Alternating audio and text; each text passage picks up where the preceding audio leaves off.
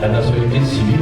Non, c'est un mouvement associatif, c'est bénévole, c'est volontaire, donc ils ne sont pas sur d'autres thématiques. Par exemple, que l'expression appropriée est le mouvement sportif. Point, les financements publics et les financements privés. Personnel de la sanction pénale, l'individualité de la vie.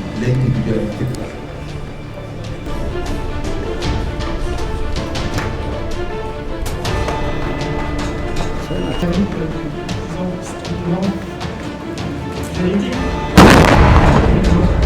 Je voudrais en parler ici au titre de la spécialité des politiques publiques. Il faut dire deux choses, effectivement.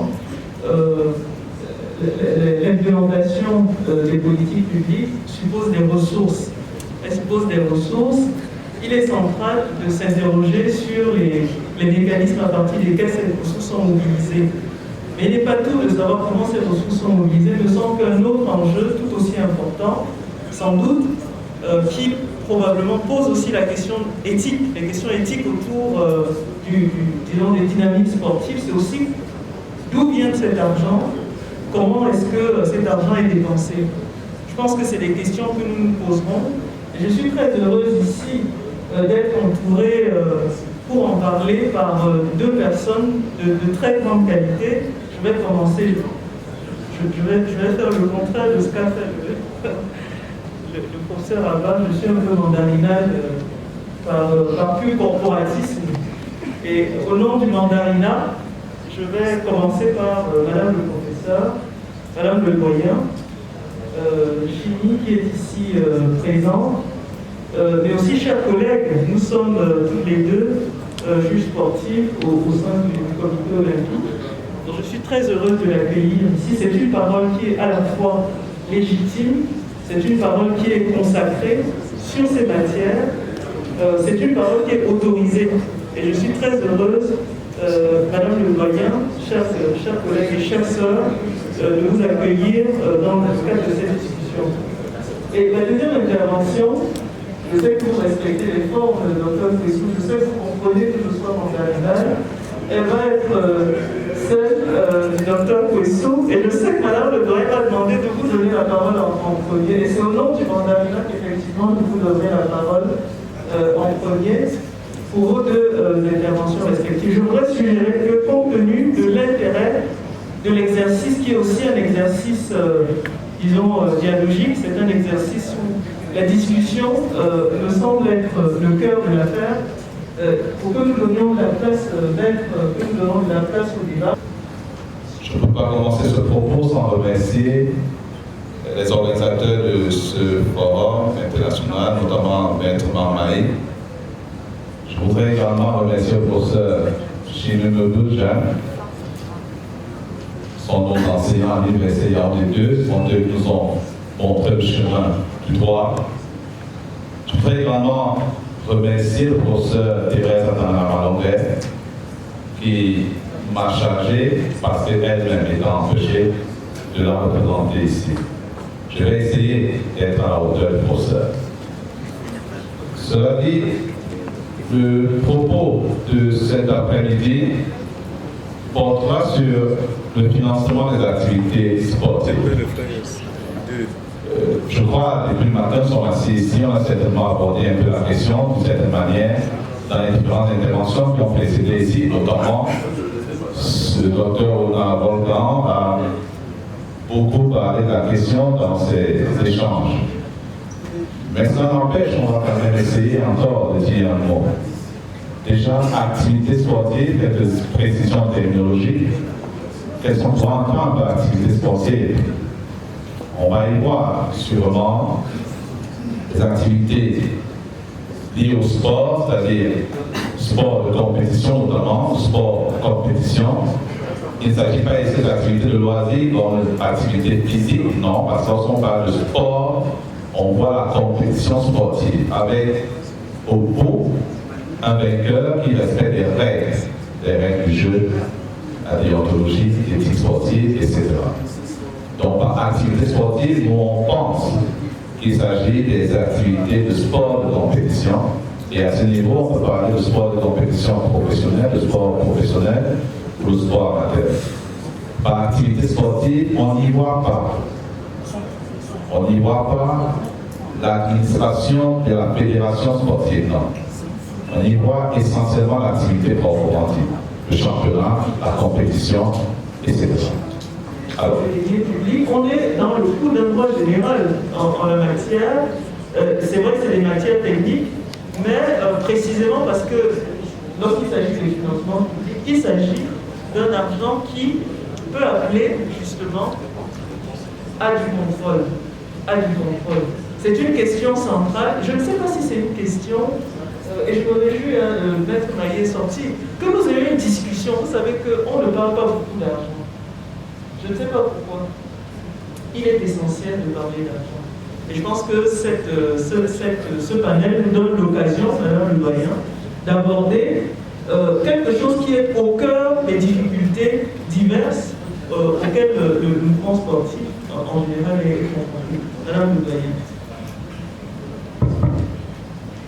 Merci Madame le professeur, Madame le recteur. Je me réjouis finalement de vous avoir parce que hier, quand Madame le professeur Thérèse Malongue m'a dit qu'elle ne serait pas là, j'ai regardé le programme élaboré par Maître Mamaï et son équipe. Il n'y avait que des hommes. Et ça a été confirmé ce matin parce qu'au moment où on a interpellé les femmes, j'ai entendu dire les femmes la posaient des questions. Les femmes, les dames, vous devez poser des questions. Donc les dames étaient là uniquement pour poser des questions. Et quand je regarde le discours, pourtant, il y a beaucoup de femmes et de valeureuses femmes, Maître Mamaï, qui auraient pu tout aussi contribuer, n'est-ce pas, à rehausser cette cérémonie. Maintenant, le recteur, c'est dire que vous venez à point nommé me sauver en quelque sorte, après la charge de Madame le professeur Malongue, afin que je ne sois pas seule. Alors, ceci dit, je me réjouis de la présence de notre jeune collègue qui représente donc Madame le professeur et qui a fait un brillant exposé, qui a vraiment balayé toutes les questions autour de cette problématique. Alors, je voudrais vous dire également, je vais vous lire quelque chose avant de commencer, en ce qui concerne le financement du sport.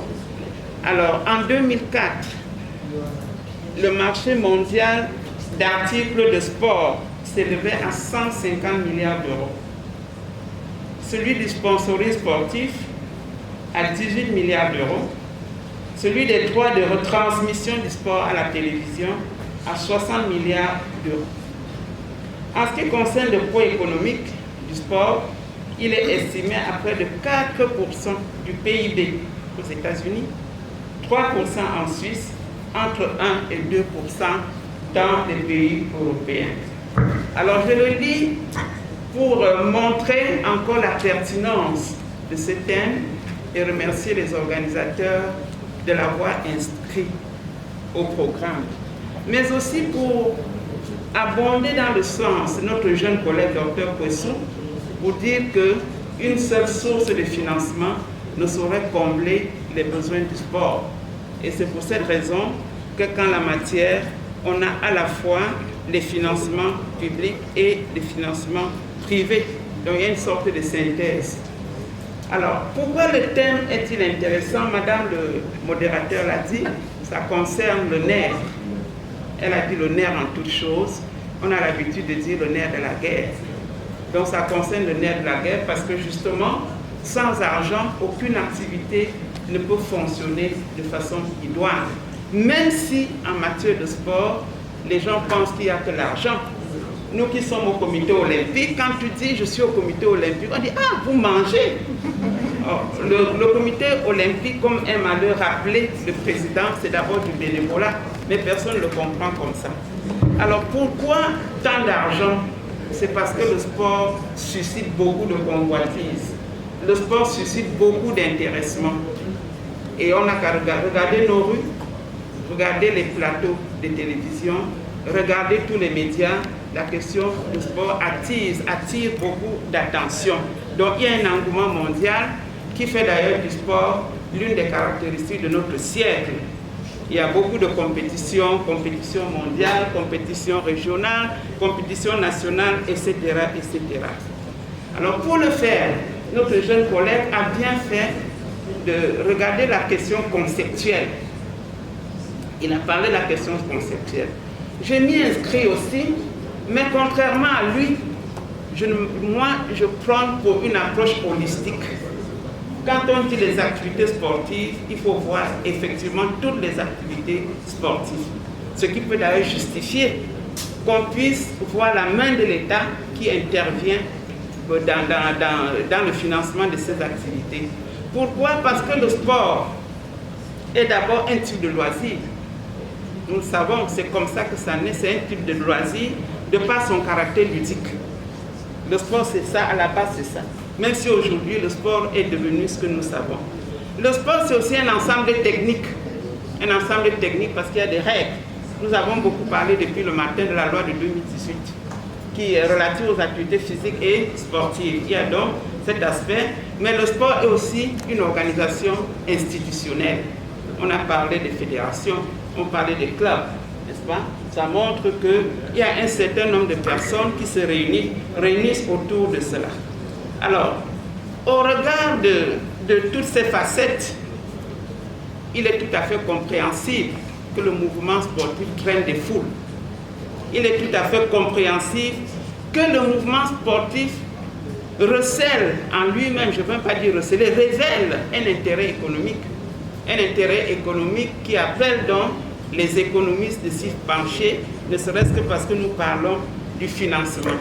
Et là, on peut s'interroger sur les mécanismes de financement du sport. Concrètement, où est-ce qu'on trouve des ressources pour injecter dans le sport? Et c'est la question à laquelle on a tenté de chercher des réponses. Alors, je veux également revenir sur quelque chose.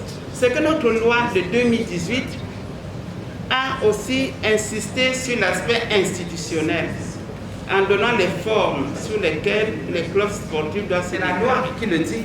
Donc ces sociétés commerciales, ces administrations, ces sociétés d'économie mixte ou bien d'État doivent s'acquitter et pour que l'administration fiscale aussi puisse participer au développement de la politique, à l'implémentation de la politique publique de sport.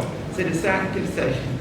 Alors, il y a au niveau des financements indirects, il y a des dégrèvements, bien entendu, mais il faut payer. Par exemple, il y a la réduction de l'impôt sur la société, il y a la réduction de la TVA, quelqu'un a parlé de 5%, c'est absolument vrai. Là, ça peut se faire aussi, et je pense que c'est des modes de financement indirects, en ce sens qu'on ne dit pas qu'on injecte directement de l'argent, mais il y a l'impact de l'action qui va se répercuter sur le sport.